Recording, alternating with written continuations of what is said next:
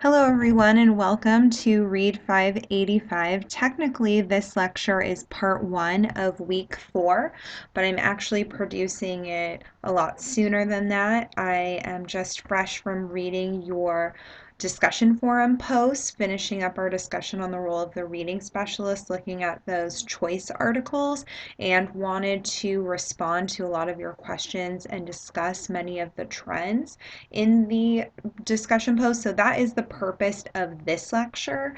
I'm still trying to manage the best way to run the course as far as finding an appropriate means for responding to the discussion forums and then also delivering the new content and going over past articles. Typically, Dr. Bowers does most of her lectures on what was discussed in the discussion forum and then just does a brief preview of the articles you'll read. So this is a format she tends to follow, but I'm still kind of playing around with what I think might be best. Any feedback you have would be great. But anyways, I definitely wanted to highlight some of the key trends we've been talking about here in the post. So again, we were talking about in week 2 the role of the reading specialist. You were given 2 articles, one geared toward middle and high school literacy coaches, and then one again at the elementary level. And you were discussing any key takeaways, how your eyes were open, new information, and then any questions you had. So before I get into some of what you posted, I had some opening thoughts. And the first was that Dr. Bowers definitely warned me in teaching this class that it turns participants into fervent activists. And I'm already seeing that already. There's a lot of passion coming through in your discussion forum posts, which is great. That's exactly what we need in this profession and in this age in education. So kudos to you for really taking ownership of some of these problems in your school settings already. Secondly, I wanted to say exemplary work on your weekly discussion forums. I'm continually impressed with the quality of thinking that's happening. That's awesome. Keep it up. Like I said, there's very high quality work. And right now, my mind is equals an overstimulated flurry of thoughts, which typically happens after I go to an awesome workshop or training or professional development or meeting or collaboration session. I just really, my mind is very full of thoughts and ideas, and I've been trying to organize them in a clear way. So hopefully I was able to do that. I took all of your responses and tried to synthesize them into different categories and came up with various topics that seem to be on your mind. So these are the hot topics I'll be discussing in this screencast that you had questions and a lot of thoughts on. And first was the middle school, high school coach role. Second, supporting content area teachers was a big topic. Third, the right job for you. Then again, defining your role, resources for intervention. There was a request for that, so I definitely compiled some different resources that have been helpful to me. Next, collaboration, coaching, leadership. The differentiated approach, evaluation was a big topic. Title I, what is it? And then lastly, employment, can I even get a job? So I'm going to briefly as I can, talk about each of these key points, bringing in some of your thoughts and ideas, and then contributing my own so that we can continue this discussion. So first topic is the middle school, high school coach role. I wanted to start with this because I feel like in week 2 and week 3, I didn't really spend as much time on how the coach role is applied in middle school and high school. So I was really grateful to Elizabeth who added this contribution to the discussion this week. She says, prior to reading this article, I was not familiar with the standards for middle school and high school literacy coaches, which describes the lack of essential literacy skills on the part of students and goes on to identify the needs of students beyond the elementary years. The standards for middle and high school literacy coaches was funded by the Carnegie Corporation and represented the collaborative efforts of a bunch of very reputable groups. The report is divided into 3 sections: leadership standards, content area literacy standards, and what we know and what we need to know about literacy coaches for middle and high schools, a research synthesis and proposed research agenda. Additionally, the document suggests that literacy coaches offer support to struggling students by helping to develop the instructional skills of secondary content area as they help students become proficient readers. So we'll talk more about developing the content area skills while still developing them as proficient resources. But thank you, Elizabeth, for highlighting this resource, the Standards for Middle School and High School Literacy Coaches. So I put the hyperlink in there, and it is from the International Reading Association. So that is an excellent resource for you if you are in a middle school, high school role. So print that out so you have more specifications as to what you would be doing. All right, but do we even need coaches in the higher levels? Lynette says, before this week's reading, I had not thought about the differences in the roles and responsibilities of reading specialists in elementary school and middle and high schools. In fact, I did not think much about having reading specialists in high schools. It makes sense to me to have reading specialists in elementary school and even middle schools, since elementary students are just learning to read, while high school students have been in school for years and their level of reading should be much more advanced. Like the article points out, teaching secondary students is a lot different than teaching young developing readers. The article also states, given the unique nature of coaching at the secondary level, future coaches and designers of professional development should be cautious when drawing from research focused exclusively on elementary coaches. It is apparent that reading specialists working at high schools can be challenging.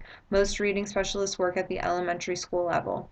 Research is mostly focused on reading specialists at the elementary school level. They have to convince content area teachers that providing reading and writing support is worthwhile. So great point, Lynette, there. Yes, a lot of the research is unfortunately more focused on the elementary role, and the elementary role is more predominant. But as you'll listen when you watch the Common Core learning module that you'll be doing from week 3, they talk a little bit about the NAEP scores and how they've been finding that students are basically flatlining at the 4th grade reading level. We're actually doing a better job at preparing them for early reading, emergent reading, and getting them to about a 4th grade reading level, and then that's where they're flatlining. We're not preparing them adequately for more sophisticated reading that you would do in the content area. So there's actually a bigger need for literacy specialists at the middle and high school level now more than ever because of the shift to Common Core, the increased requirements expected of students to be proficient in reading. So it is very important that we have those roles and that we do more research on what the role looks like and support middle and high school literacy coaches. So I definitely wanted to comment on that, as well as this thought from Tracy on content area instruction. She said, after reading the article, I realized that the role of the literacy coach for middle and secondary schools is much more involved than I thought. For example, the specialist needs to be familiar with several content areas in order to assist students. They must understand how literacy strategies can assist in mathematics, science, social studies, and English. And that was the big challenge that came through about content area instruction and the reading coach role in upper grades, is that not only are you teaching literacy skills, but you also need to have some foundational knowledge of these content areas, which I know several other people commented on. So let's take a look on what they had to say. All right, so from Elvira, I definitely did not know that secondary coaches need a breadth of content knowledge that enables them to provide appropriate support to content teachers. I knew that qualified literacy coaches needed to have a strong background in reading theory, practice, and coaching, but I completely did not make the connection to content in the area of mathematics, science, and social studies. In my opinion, it makes sense that the content knowledge of these areas need to be generally understood by the literacy coach before being able to coach a general education teacher into using a reading strategy that matches the needs of the students in the content area. So there was a little bit of a debate between how important it is that the literacy coach be able to know the content, and ultimately, I think it would really help and be beneficial that you did know the content so you could prescribe the best approach to instruction in that content. Bettina has to say, I was not aware of the fact that the position of the literacy coach in secondary is primarily attacked by other teachers, believing that reading strategies will not help students excel in the content areas. I thought that that was just a problem in my district, and that thought seemed to echo with a few of you who also had a similar experience in your current context, that the literacy coach has the challenge of convincing people of the importance of reading strategies in the content area, which is definitely a major tenet of Common Core instruction. In fact, there are reading standards for the content areas with Common Core. Even at the college level, Vince says, I think one of the biggest challenges one may experience as a reading specialist coach is the resistance to integrate reading strategies into the classroom by content area teachers. As the article explains, reading specialists at the secondary level struggle to justify their existence to secondary teachers who may or may not believe that reading and writing can build knowledge in their content area. And then he goes on to provide an example from his setting at his community college where there was a grant they were working on to embed basic skills instruction, and the coordinator of that grant really stressed that faculty didn't have enough time in their dense courses to teach the reading strategies, and they don't really see learning to read as a valuable thing to do, more or less something that should have been already learned.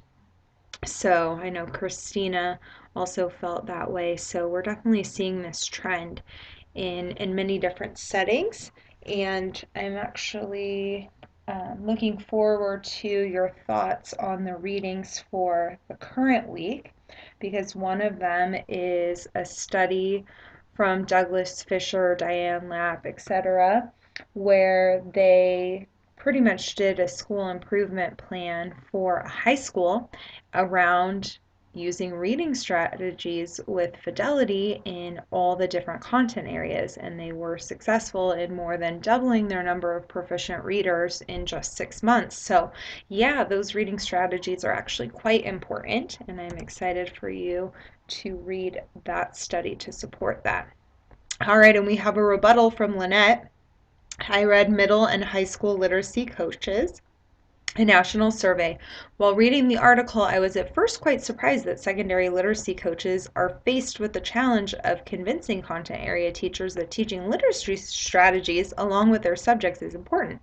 As I read on, however, I put myself in the position of the content area teachers and realized how they must see teaching literacy strategies to their students as unimportant when they are trying to teach their students algebra and biology.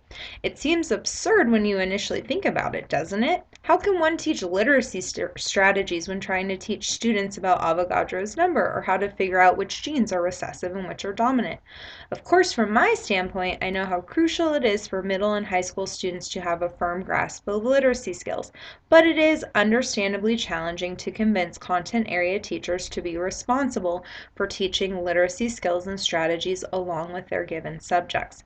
One participant of the study expressed his challenge by saying the math teacher doesn't necessarily think he or she nor wants to be a reading teacher.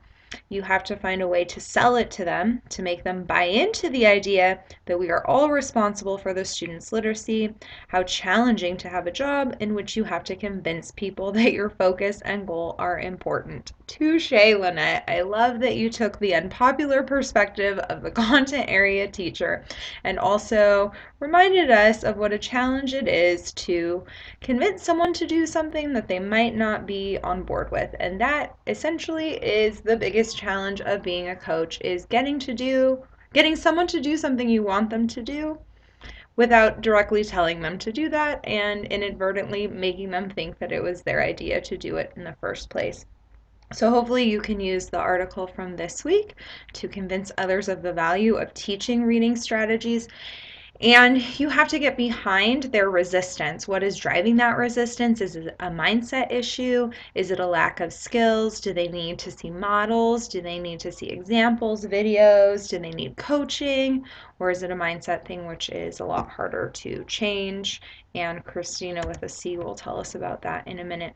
So Kim has a solution for us. Transference is always a big concern regarding reading strategies. Instead of looking at content areas independently, I think I would like to find and use more general approaches, i.e. best practices for vocabulary instruction, reading comprehension, think alouds. This way, the learning experience is more cohesive for students across the campus, and staff can collaborate and share experiences in professional learning communities. And Kim, it's too bad you weren't a researcher on the study we're going to read, because that is exactly what they did. They really took this unified approach and thought about no matter what course is offered on the campus, everyone should be exposed and required to take notes the same way using the Cornell Notes format, because how confusing is that to have different expectations for taking notes in each of your different classes? So definitely some value in unifying around best practices. All right, moving on to the next topic, which has to do with being an agent of change. As an agent of change, will I have the power to identify the needs of the school and define the role myself? And then Stephanie says Jessica really hit a home run with her question. Yeah, that is a great question. And Stephanie adds, I too feel overwhelmed yet excited. As Jessica mentioned in her post, many schools do not have clear roles of a reading specialist, and the idea that I might have the opportunity to help a school or district determine the role is very exciting and also scary at the same time.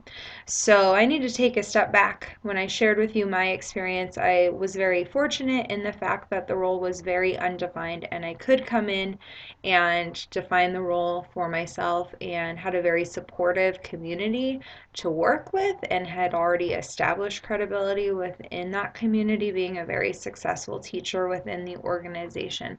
So I think my position is very unique. I don't know that everyone will be able to come in and define the role and be really innovative and have a very supportive principal and administration.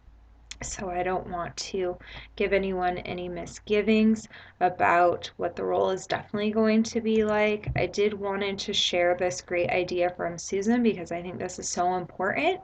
With any job, the job details may differ per location, defined by demographics and school population. So, as you've already seen from the readings, there's a lot of variability in what this role looks like given the context.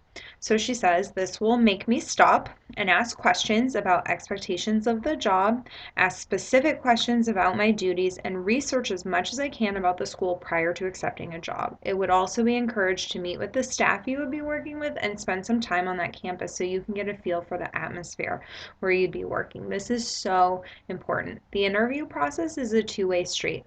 Not only are you trying to give the best impression of yourself to the interviewers, but you also need to be really critical in asking questions of them and getting a feel for the building. So I think that's a great idea, to ask questions about the expectations and the job and the culture and the staff, and do a lot of research on the school setting before you agree and commit to something. So please remember, interview process is a two-way street. You want to give your best impression, but at the same time, you need to get the information to decide if this position is in your best interest, because there will be other positions. All right, so what is the role? Stephanie says, in the 5+ years in my district, I have not received any coaching or professional development from a reading specialist on how to improve reading instruction or ideas for how to reach my neediest students. So as you can see, that's definitely a need for this role. I also do not receive much information about what my students that receive services do during their time, and there is not progress monitoring or updates on students unless I ask. That is also a big need, is collaboration and communication with teachers. So if you are in this role, not only should you be communicating what you are working on with the students, you should also be doing regular progress monitoring and communicating the results of the progress monitoring with the teacher and supporting the teacher as much as possible. With reading specialists operating in this way, it is no wonder that the authors cite results for a study done by Winfield and Hawkins that found that Title I school projects showed the same effectiveness as not having a program at all. So if you are going to be in this role, you need to set up those effective practices of having a measure of your effectiveness, having collaboration with teachers, having effective coaching in place. And then she says in the IRA position statement, there is evidence that reading specialists are effective in raising reading test scores. However, it is clear that this is contingent upon using the reading specialist correctly and having clearly defined expectations for their roles and responsibilities. So you need to definitely have a plan. What are your goals? Are they SMART goals? Are they specific, measurable, time bound? All of that good stuff. And then how are you going to measure your goals? How are you going to show incremental progress to your goals? So definitely want to make sure you are as effective as possible. So can you redefine the role? Stephanie again. It is difficult for teachers to suddenly see reading specialists as a resource and leader when for so long they have fulfilled a certain role. In my case, Title I and reading specialists have been interchangeable even if the teacher has no specialized training. This really makes me wonder how the role of a reading specialist can be developed into a collaborative consultant when for so long it has been far from that role. Also from Christina, who is currently in the trenches, just started as a reading specialist. Christina says, the reading specialist in the past pulled students suggested by the teachers and worked with them. So that is alarming. We shouldn't just be using teacher suggestion to pull students. We should be having multiple measures of assessment. The problem our administrators had was that they had no idea what these students were doing with a reading specialist. Yeah, there again, we need to have concrete plans. We need to perhaps do some diagnostic assessments, come up with their reading profile, figure out what needs they need, make lessons targeted to meet those needs, have a progress monitoring tool that shows us we've been effective in meeting some of those needs. All right, then our administrators will know what we're doing. They hired me for the new reading specialist position, and repeated meetings have resulted in discussions about my role. So that's great. Christina is already there trying to redefine what the role looks like. So part 2 from Christina. Now as we work to complete our middle of the year assessments, my goal is to go through each measure for each student to see who is in the yellow or red and for which specific measure. I then want to design lessons and provide direct instruction in those target areas for those students. The administrators are happy with my suggestion. However, classroom teachers are adamant about wanting their students to receive support on classroom assignments while they are working with me. In some scenarios, I see this as a benefit, while in others, like when working with my 5th graders who struggle to even read their novel for their class novel study, I feel that using material at their independent level and teaching them comprehension strategies and skills will provide more support and give them the confidence that they need to grow as readers. My eyes were certainly open this year as I began my career working as a reading specialist. Depending on who the teacher you are working with, your role may be defined differently. Yes, you definitely need to come to a consensus as to what the best use of your time is. A couple of other people chimed in on this, talking about they don't want to just be a tutor, essentially helping them with their homework. No, you're actually providing instruction to supplement quality classroom instruction. So I'm a little concerned if the classroom instruction is not accessible to the student. Maybe you can help the teacher differentiate more for the student needs. So what is the skill they're working on? Could you practice that skill with a different text maybe, so it's a little bit more accessible? Oh, so much to say there to you, Christina. All right, Kathy agrees that she was disheartened to read that the reading specialists work with students after the classroom teacher completed group lessons, generally helping students finish assignments. This is not an effective use of your time. They go on to say that sometimes specialists worked in workbooks and on worksheets with students. This seems like a very sad use of a specialist who is highly trained. You are correct. I would hope that this would be the occasional scenario and not the norm. I agree with Jennifer that I do not want my role to be a come alongside tutor who helps the student limp along. I would not be happy in that role either. No, we need to be out there teaching students skills and strategies that they can apply in their classroom setting. We need to empower them and motivate them. We need to provide targeted instruction designed specifically to meet their needs. So no tutoring, no workbooks, no worksheets. Please do not do that. All right, resources. Christina Also, I want to learn more about what materials reading specialists use. I have a lot of resources from Orton Gillingham, which is mainly a phonics program, and we use Houghton Mifflin as our ELA program. So I create lessons based on the skills being taught each week to the students, but I still have questions about what to use. So my first response for resources is definitely to use that diagnostic prescriptive method to figure out what the students need. So you're going to be using your multiple measures of assessment to determine who is a good candidate for extra intervention services. Then once you identify those students, you need to dig a little bit deeper, give a qualitative reading inventory and see what is the need. Is it a decoding issue? Is it a fluency issue? Is it a comprehension issue? Can they monitor? Do they have trouble with inference type questions? Can they do a basic retell? Where exactly is the breakdown? And that's the skill you want to work on. But at the same time, you also want to support classroom instruction. So what are they learning in the classroom? Can you meet them halfway by working on maybe a prerequisite skill of that and building up, or using similar materials and tools? I love that you're trying to use your school's ELA program. I think that is a great tool. Couple of resources I have found to be successful in my role is, first, if you're not familiar what Works Clearinghouse, definitely check it out. You can just do a Yahoo or Google search of What Works Clearinghouse and the website will come up. I'm actually going to go ahead and take you there now really quickly so you can see what it looks like. At least I'm trying to take you there really quickly. All right, here it is. What Works Clearinghouse is from the Institute of Education Sciences, and basically they review research on different programs, products, practices, and policies in education. So this is a very neutral source for getting critical data and research on different literacy programs before you spend a lot of school resources buying them. So for instance, Sound Partners was something that got brought to my attention as a useful tool for teaching early literacy skills. So I can search for Sound Partners, and here it will give me the study. And again, this isn't research done by the program itself. This is research done by outside sources, so it is reliable and valid. But basically, this has shown to have positive improvement gains for alphabetic principle, reading comprehension, reading fluency, and reading achievement. So this has a very strong effectiveness rating. So this is a great tool, What Works Clearinghouse, for getting critical information. So that will help you evaluate different programs. Like I said, Sound Partners is something that we started this year. It is for K1. It's a great intervention for early literacy skills for students who are already struggling with phonics and phonemic awareness. It is designed so that instruction is given one-on-one, has been shown to be most effective, but you can also do it two-on-one. But I have a paraprofessional in each kindergarten classroom who is doing somewhat of team teaching, more parallel teaching.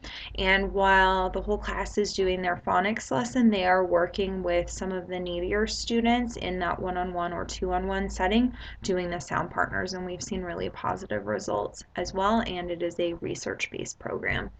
What I used when I was a literacy specialist was the Fountas and Pinnell level literacy intervention. Here's a picture of that. When I first started, they only had developed for the younger grades, and now I think they have it all the way up to 5th or 6th grade. But it is more of a guided reading, authentic reading based intervention that is pretty amazing. I think it's designed for 30-minute lessons. I had to truncate them a little bit, but that is a great tool, and it comes with some assessment resources. But essentially, it just gives you all of the books. I think there's 6 for each title and a lesson to go with it, and it's more of a guided reading approach. Some of the materials were a little juvenile for some of the upper readers, so I would supplement with, I think Evan Moore publishes it, but there are these pamphlets called Hot Topics, and they come in a kit, and they're very interesting informational texts that I would use for my upper grade, but we mainly did a guided reading approach to intervention. This is a new tool that I just found out about. Oh, Cambium Learning is the publisher on this, and Heinemann is the publisher on this. iReady, I'll take you to that website. We just purchased this and are going to start using it for intervention for any student 50th percentile and below. So it should be interesting to see. But one of our schools used it over the summer, and students actually made positive gains over the summer doing it, which normally at best students will maintain over the summer, if not decrease a little bit. So the fact that students made progress doing this over summer is awesome. It includes a diagnostic tool that you can use for reading and math to help identify student needs. And then it also gives you teacher-led lessons as well as blended learning online instruction, so students can actually interact with it at home for those online sessions, and then teachers can also give the lessons prescribed based on the diagnostic assessment. So that's kind of a new thing I found out about. I can't fully support it yet because I haven't seen results with it aside from our one school that had positive results for their summer school program. And then lastly, for resources, I put this online resource sheet up on Titanium, but it has lots of very useful websites for pulling resources and intervention. So Florida Center for Reading Research has a lot of great small group intervention activities. You've probably heard of that already. Intervention Central has both behavior and academic interventions. These are mainly for progress monitoring. Reading A to Z, you can get a subscription to that, and you can print out decodable books that are leveled for you. Touch Math, Math-U-See. Math-U-See is a math intervention we use in small groups. It's very conceptual. It's great. Orton Gillingham's on there. IXL, we have subscriptions for our students to use at home for math. It helps build fact fluency and practice. And all right, there's a lot of good stuff on there, so definitely check that out. All right, some resources for you. All right, another hot topic was thoughts on collaboration, or the topic of collaboration. Here's a quote from Jen. I have never seen a reading specialist working alongside a teacher, so I struggle to imagine how this can work effectively. One concern I have was reflected by Christina, who commented that in her role as a reading specialist, some teachers want her to help students with class assignments that may be too difficult for them. I do not want my role to be a come alongside tutor who helps students limp along. Instead, I want to work with classroom teachers to provide high quality instruction that is effective for all of the class. This will be challenging, not only because I've never seen it modeled, but also because classroom teachers do not have a lot of time to plan their lessons and even less time to collaborate with another teacher. How do teachers find the time? Great question, Jen. So I remember watching some awesome videos on team teaching and what that looks like. I couldn't find the exact one I had watched, but found many others in trying to search for videos on team teaching. But I think that could be a good model to follow. Also thinking about the lesson design. So it is definitely hard to collaborate on an entire lesson with a teacher. I will give you that. A way you could probably maximize your time would be to start with asking the teacher, what is the goal or objective of this lesson? Is there a way that maybe you could assess it midway through the lesson? And I can take those exit tickets or checks for understanding or whatever it is, and I can sort them by who is getting it and who is not. And then maybe I can pull the group of kids that need further explanation. If you think of the gradual release of responsibility, there's the teacher modeling, then there's some guided practice, and then the independent practice. Well, maybe during the guided practice, you can circulate and take notes on who is showing mastery on the guided practice, and then the teacher can send them off to do some extension, and maybe you can provide some remediation. There is a lot of things you can do with lesson design. For example, at the beginning of your lesson, you can have some sort of do now that students who have mastered the content are working on, while you can do an extra reteach group.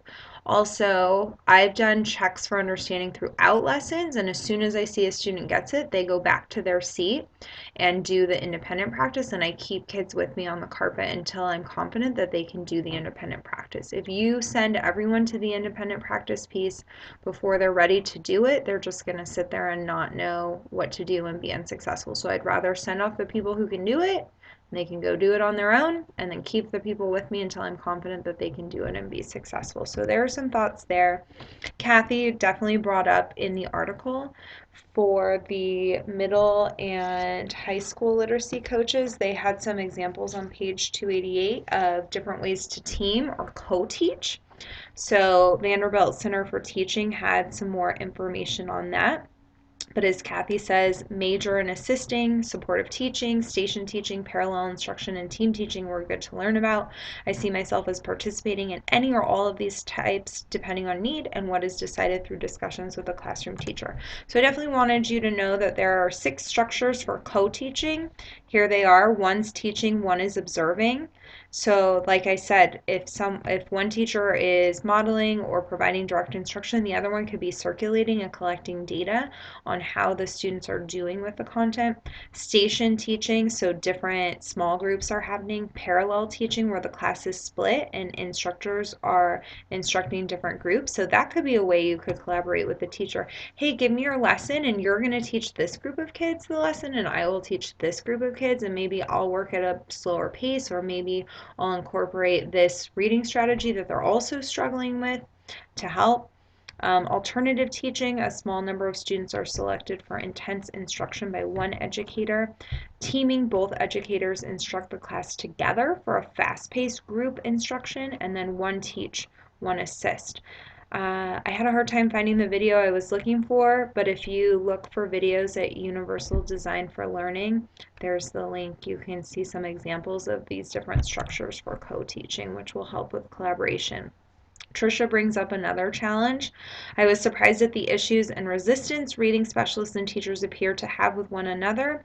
Teachers can feel frustrated when a reading specialist comes into their classroom and tries to offer various strategies and approaches to assist with different aspects of teaching their class. This situation can put the reading specialist in a difficult position. Reading specialists realize the need to make concessions on their part in order to build a good working relationship with teachers. Both sides would benefit greatly from working together for the good of the students. So definitely when working with the teacher, focus on the why. Why are you here, the students? How can you work together? I wouldn't come in and just give someone a bunch of strategies and approaches to do. That was difficult for me. My first year teaching at a charter school, I was getting observed by a literacy coach and getting strategies. I was getting observed by a math coach and getting strategies. I was getting observed by a principal. I was getting observed by other people, and everyone was telling me different things to do, and it was really hard to streamline and prioritize what makes the most sense to do right now. So I would not come in and tell people just what to do there. Christina had an interesting piece on the mindset. Being a specialist is completely relational in my role, and it calls for good communication, flexibility, respect, and trust. So for two parties to collaborate effectively, they needed to have similar philosophies concerning instruction and classroom management. On a more personal note, this is the area that I find myself unprepared for. Like Jen Denzel, I was completely unaware of what was beyond my classroom walls. I think as a teacher, one assumes everyone else teaches like you, believes the same things as you, since we work in such isolation. When I talk to teachers and I hear their underlying negative beliefs about students, how do I advocate for students to maintain trust within the relationship? And then she asks herself, how do I change teachers' hearts? Yeah, that's a good question, and that's a difficult situation to be in, because ultimately, if they do have that mindset, it's very hard to shift the mindset. That's good that they trust you enough to shift the mindset or to share their mindset, but you're going to have to push back on the mindset. Sometimes it might result in you coaching them out of their position or working at your school, because if they're not there for what your school mission is, it's going to be difficult to continue on with them. They may be pulling down the wheels of your wagon as you're trying to move forward. So that's tough. Very tough situation. All right, talking about evaluator versus resource. So from Kathy, the challenge that I think this expanded role will bring relate mainly to the role of the coach. I think it could be a challenge to go to a site where there has been no reading specialist and then to show up as another evaluator. As a teacher, it is hard enough when you have your principal come in and evaluate you. I don't think this is a terrible thing, but it's definitely something to be aware of. Yes, people are very nervous and obviously want to make a good impression and do their best, so it is a little nerve-wracking. So I think just having empathy and understanding where they're coming from. I know Bettina made the suggestion of announcing or scheduling your classroom visits. I know that definitely eases anxiety. I don't always do that because my goal is for them to be comfortable enough that I can come in at any time, and I want to get a more authentic representation, not a literacy commercial that I'm observing. So but yeah, that is definitely a challenge, especially if they're not familiar with the role. So that's why you really need to message your role as it being a supportive role. And I would do as little with evaluating as I can unless you are being asked to evaluate them. But I would try to really message that you're there for their growth, and your success is their success, and you're really just there to help them. All right, developing credibility. Stephanie, how will people accept me in a leadership role when I am so young? And then I know she felt better about Jessica's comment to be confident in the abilities and lead by example. So it really isn't about your experience and how much experience you have. It's more about the skill set you bring. So definitely proving the skills you have and why you're in that role. On the flip side, Elizabeth says, how will people accept me in a leadership role when I am so seasoned? Stephanie, I'm in my 28th year as a teacher. Some of the youngest teachers look at me and ask if I am aware of the newest research. Similar to you and Jessica, we must lead by example and be confident of our skills. I find that when I lead by example, teachers gravitate to me with questions and ask for support. Change takes time, no matter what your age or how long you have been teaching. I find that many seasoned teachers are stuck in their ways and not open to change. I find that if I lead by example, they eventually follow. So great questions, either being perceived as too young or perceived as being too seasoned. Either way, you really do need to build that trust and show that you are a credible source because you have a lot of skills and knowledge. You do have a master's in reading. You are a certified reading specialist and you know what you're doing. An idea from Bettina. She pointed out in the article that it's important to have those great interpersonal skills like a sense of humor, good communication, trustworthiness. Teachers are very resistant to accept leadership of any teacher. Many teachers, especially if they're experienced, are set in their ways. As Liz points out, they will question the authority of the literacy specialist and challenge them.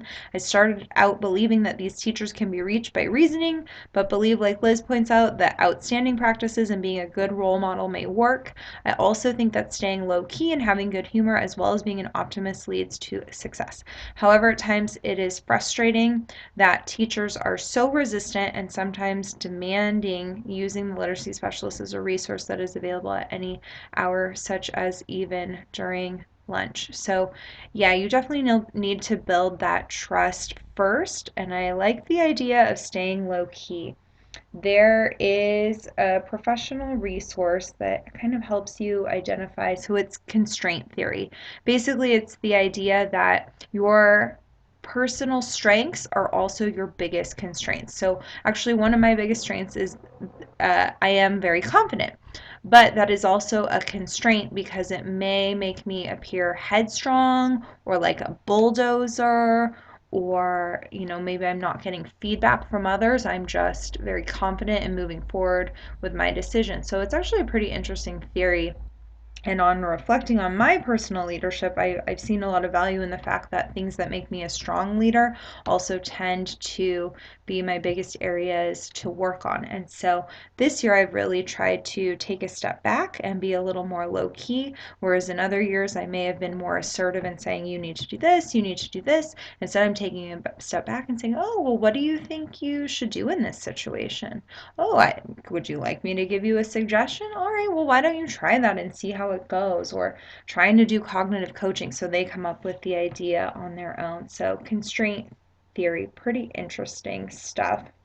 What is it? It's not strength finders. I think it's the on the flip side, flipping, and the flip profile would be what I am referring to. So it's pretty interesting. You do some self-assessments and you see, what are your strengths and then how is that a constraint. Another strength, I have really high expectations. But that can be a constraint too because then I expect unrealistic things from people. So I'm trying not to be so demanding of others. We'll see. I'll let you know how it goes. All right, different teacher, different approach. Because teachers, administrators, and specialists themselves hold different views of what the role of a reading specialist is, I will have to wear many hats, and maybe they may seem very similar, but to others I might have to be what they need me to be in order to fulfill my role, and be most useful and effective for the better of the other and the program. To be a good leader, not all teachers and students I interact with will want or need me in exactly the same way. I will face difficult students as well as difficult teachers, and one of the biggest challenges will be to prove myself and earn the respect of the students and staff through my competence. Great point, Jess. Yes, just like with students, you can't take the same approach with all of your teachers. So I think differentiating for, the new teacher versus the seasoned teacher is very necessary. Not everyone's going to need you in the same way. And so the trick is to find out who needs you in what way and how to meet those needs, just like with the intervention students. What do they need from you and how are you going to meet that need? More on differentiation, Kayla says, for example, coaches at the secondary level often struggle to justify their existence. We've talked about that already. When thinking about the teachers at my middle school and how our administration has tried different initiatives over the years to improve certain facets of our students' education, we've had some pretty deep, if not passionate, discussions as a staff about the fine line between trying out new instructional strategies to see what works and dictating what teachers should or should not be doing in their classrooms. I read a great quote somewhere that said something about how great leaders in education need to do less policing of instruction, and I am trying to do less policing of instruction and more coaching of effective instruction. There's a difference there. All right, certain teachers that work in my school say it can be quite tough to crack at times. And I can see how different teachers would accept or not accept a literacy coach being a part of their staff and working in their classrooms. It seems that literacy coaches walk that fine line I previously mentioned every day in having to define their roles within the school, that they are, and establishing that they are present at the school to be a resource and a guide. Coach must be able to communicate with teachers. Okay, so yes, presenting ideas and suggestions for improvement. So we'll kind of talk a little bit about coaching in a minute because there were a lot of questions about that. But yes, you do need to have a different approach for different people.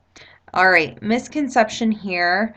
Talking about basically in the middle and high school level article, they talked about three roles: collaborators, coaches, and evaluators. And I don't think I made this clear before, but when they talk about evaluators, they're not really talking about being an administrator necessarily.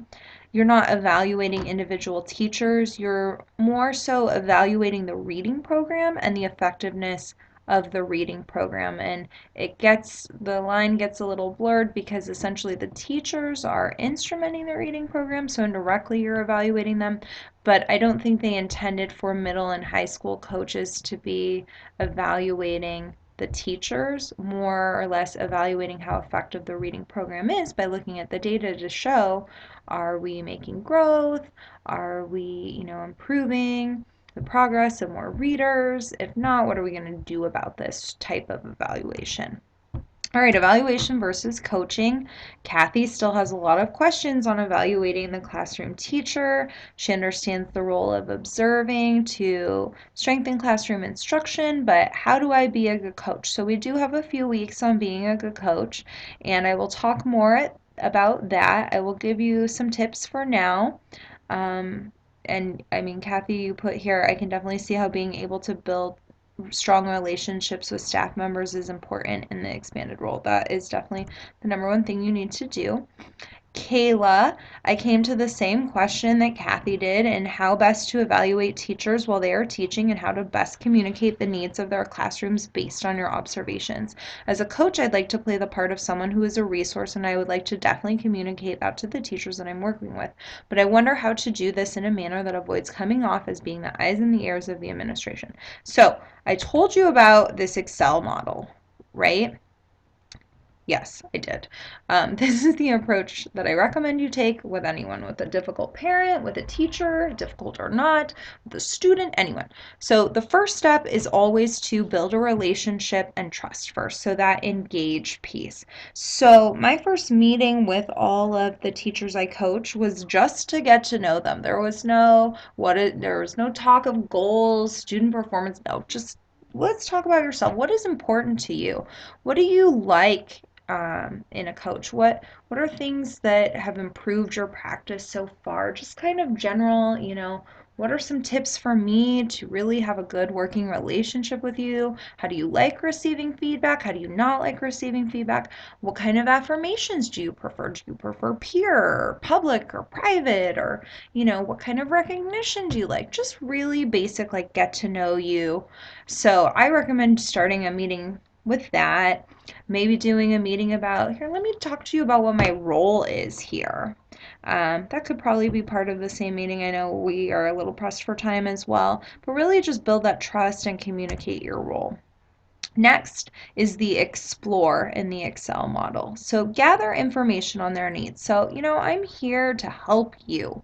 What are your goals for this year? What do you really want to get better at? What is something you struggle with? Is it looking at assessment data? Is it designing your lesson? Is it implementing this program? What can I do to help you? Maybe let's make the goal here. So, yeah, what are your goals? How can I support you in those goals? Explain your role as the specialist and invest them in it. I really want to be here for you. What does that look like for you? Help me help you. Again, if you announce your observation, how about I come in and take a look at what's going on? When would be a good time? I'll just stop by and see what you guys are learning, etc., etc. I usually just script out kind of things that are happening in the classroom in a very unbiased way, and then we go over the transcript from that and just kind of talk about what we see there. So then after you've kind of investigated their needs, you can provide some feedback. That's the communicate piece. And so if you're familiar with a writing conference with a student, you start out by, investigating. So, hey, read this writing sample to me. Then you give them an affirmation, then you give them an adjustment, something to work on, and then you ask them, okay, so what are you going to do with this, feedback I gave you? Okay, well, I'll check on you in a couple days with your writing piece. Same kind of thing with the teacher. So all right, so I go in and I observe their lesson and I notice that they kind of need some help in this one area. First, I'm going to give them an affirmation about something they did really well, and then I'm going to say, can I give you some feedback on something I noticed that might help your practice? Well, when you did this, this is what happened. So what do you think you could do to maybe fix that? Do you see this being a problem? What can you do? All right. Okay. Well, so do you think that's something you could try out in your classroom? Okay. Well, then I'll check in on you and see how it's going. See if that helps. It might not, but it also might. Usually it does because I know what I'm talking about, but don't tell them that. So yeah, I could just kind of go like that. Ultimately, you do want to have them make some sort of agreement or a commitment. So, okay, this was the issue we saw. What are you going to do to change that? What are you going to consciously do to change that? Okay, so you are agreeing to do this. I'm going to send you a follow-up email to our conversation because I always send follow-up emails to conversations so they get that second reminder of what they agreed to do. So when I stop by the next time, they're not like, oh yeah, I forgot, we talked about that. Oh wait, there's a paper trail of it. All right, and then lastly, share a motivator with them. So maybe a personal story about a time you struggled with something or how this practice improved your classroom, maybe a quote pertaining to what you guys are talking about. Great.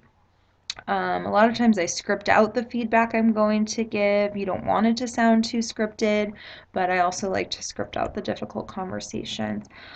Whew, all right, wow. This has been a lot of information. I just want to talk about Title I and employment because I know those are big things on people's minds. So first with Title I, I did not realize that reading specialists are funded by Title I, and the schools may opt to use that funding in other ways, such as hiring more teachers or paraprofessional aides to assist in smaller class sizes instead of employing a specialist.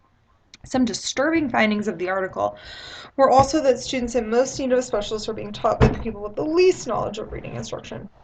So yes, schools have use their own discretion as to how they want to use these Title I funds. Reading specialists aren't always funded by Title I. They could be funded through the general budget, but I know at my last school I was funded through Title I. So there are some stipulations with that Title I funding, which means the bulk of your day does need to be spent benefiting those at-risk students. But so, just want to make sure people know that reading specialists can be funded by Title I, or they can also be funded by other sources. But if you are funded by Title I, that's going to dictate more of what you're going to be spending your time doing, mainly working with students versus working with teachers. I didn't know that most of the specialist jobs were funded by Title I funding. I also don't know much about Title I, so it caused me to start some research on this topic. It brought up some good questions about qualifying for Title I and the parameters set forth to receive the funding. So what is Title I? Title I is federal funding, and essentially the funds are to support effective research-based strategies that close the achievement gap between high and low performing students and enable the students to meet the state's challenging academic standards. So essentially I went to the California Department of Ed website. There it is, and they gave you all kinds of information about Title I. They gave you the exact amount of $1 billion allotted to schools in California for Title I, and it even gave me this eligibility criteria. So what is important to note is that back up here, Title I funded schools are either targeted assistance schools or school-wide program schools. So depending on the number of students you have that qualify for free and reduced lunch, you may just get some target assistance grants, or you may get, a ton of money, which would be awesome for you, but that doesn't always usually happen. So here is the criteria. So for a basic grant, the local educational agency, aka your school, formula for the children, there's a formula to calculate at least 2% of the district's total has to be the must qualify for Title I, and so it kind of explains how the funding is there. A little difficult to understand, so let me just kind of whittle that down. So the basic principle of Title I is that schools with large concentrations of low-income students, which is why it's so important that all the families turn in their free and reduced lunch applications, because the more low-income students you have, the more funds, supplemental funds you can receive to assist in helping them with their goals. For an entire school to qualify for Title I funds, at least 40% of the students must enroll in the free and reduced lunch program. So you can also get partial funding based on the number that qualify. We don't have 40% at my current school. My last school had 90%, but my current school does not. But we do get partial funding. And what do we use our Title I funding for right now? We fund a half of an RTI specialist with Title I. We fund a paraprofessional for the RTI department who is actually a certified teacher who just didn't have the capacity right now to work as a teacher and would prefer to do intervention. So that worked out great because she is technically a para and is paid as a para, but is a certified teacher. We also use Title I for all of our summer programs, so we provide a summer bridge book to all of our Title I students. We also allow them to participate in the Jimmy Kim summer program, where they each get 6 books based on their reading level that they can read over the summer. And then we recently bought iReady using Title I funds. So you can do a lot of different things with your Title I funding. I think honestly the best investment is investing in a human resource like a reading specialist, and that's how I was funded before. So Title I funds, how to use them, rests on each school. They can be used to improve curriculum, instructional activities, counseling, parental involvement, increase staff and program improvement, so even for some professional development. The funding should assist schools in meeting the educational goals of low-income students. According to the U.S. Department of Education, Title I funds typically support supplemental instruction in reading and math. All right, so that's a little bit on Title I. The last thing I'm going to talk to you about is employability, because that is something you want to know. Is all this work you're doing in vain, or will you actually find a job? So, Vince, I also did not know that schools were replacing reading specialists with paraprofessional positions. Yes, that is a stark reality. I thought every school had a reading specialist who worked with struggling readers at the very least. This is disturbing. As the article points out, the highest quality programs had teachers and reading specialists with professional training, yet schools, especially poor schools, are relying more and more on aides to deliver support for reading development. How will the Common Core standards change the role of the reading specialist? Will the reading specialist become even more important with an emphasis on close reading? As I pointed out, we're flatlining at fourth grade reading level. We do need reading specialists to continue to teach strategies and skills to prepare our students and to coach teachers on how to do that. Reading specialists are definitely of great need. Unfortunately, this extra experience and background and knowledge you have is more money, and paraprofessionals to just do this Sound Partners program is a lot cheaper. However, you definitely will not get the same impact as you will from a qualified certified specialist teacher, and numerous research studies support that the biggest factor impacting a child's education is the teacher. It's not the program. Any scripted program can be successful if you have a effective teacher using that program. So, what's more? Sarah, my eyes were also open that employment as a reading specialist can be uncertain. Elizabeth wrote in her post about the precariousness of reading specialist positions. So LACO does employ literacy specialists funded with Title I monies. Unfortunately, not our principal administrative units have or see the importance of literacy specialists. Currently, literacy specialists are only employed in some of our juvenile halls and camps, and that due to budgetary cuts, administrators are using Title I monies differently.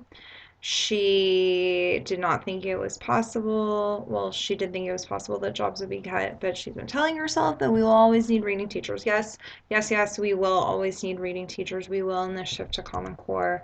Aaron asked a similar question: how available are these jobs in Southern California? So I went to EdJoin and I found 72 hits when I searched reading comma specialist. Not all directly were reading specialist roles, but there were some intervention specialist position, and that was just for Orange County and LA County. So there are postings for these jobs. I would, look at them with a critical eye for sure. I actually noticed some spelling errors in one, which is not a good thing. But there are positions posted. Also, there are a lot of charter school networks and charter management organizations in Southern California. I worked for one, and there are numerous others that are really high quality organizations. They don't usually fly positions on EdJoin always, so I would look at all right, and with that, keep your head held high. There are positions out there. Get your portfolio in order, your resume order, and I will happily help you find those roles. Join me back, and I will be going over the upcoming assignments and the articles for the week.